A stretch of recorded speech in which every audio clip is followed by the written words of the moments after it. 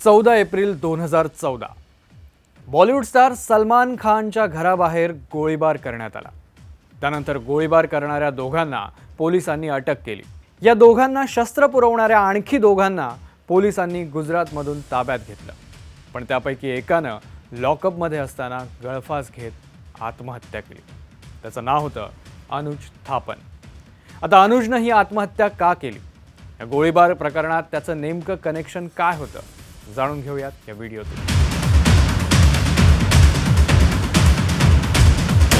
1 मेच्या दुपारी मुंबईतल्या क्राईम ब्रांचच्या ऑफिसमध्ये एकच खळबळ उडाली। सलमान खानच्या घराबाहेर गोळीबार प्रकरणात आरोपी असलेल्या अनुज थापननं क्राईम ब्रांचच्या लॉकअपमध्येच चादरीनं गळफास घेऊन आत्महत्या केली। कोठडीची पाहणी करण्यासाठी पोलीस आत गेले तेव्हा अनुजनं गळफास घेतल्याचं समोर आलं। त्याला तातडीनं मुंबईतल्या GT हॉस्पिटलमध्ये दाखल करण्यात आलं, पण तोपर्यंत खेळ संपला होता।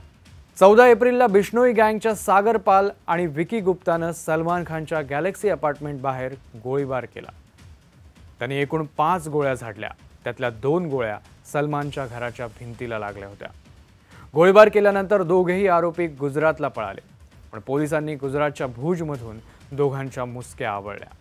पोलिसांनी गोळीबार करणाऱ्या सागर आणि विकीची कसून चौकशी केली। या चौकशीत पिस्तुलांचा पुरवठा करणाऱ्या दोघांची नावं समोर आली, सोनू चंदर आणि अनुज थापन।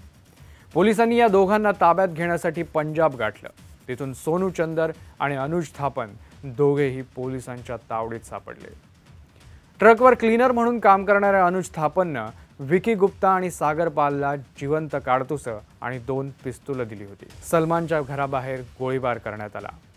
गोळीबार केल्यानंतर ही पिस्तुलं सुरत जवळच्या तापी नदीत फेकून देण्यात आली होती। नंतर ही पिस्तुलं पोलिसांनी ताब्यात घेतली। आरोपी अनुज काही दिवसांपासून पोलिसांच्या कस्टडीत होता।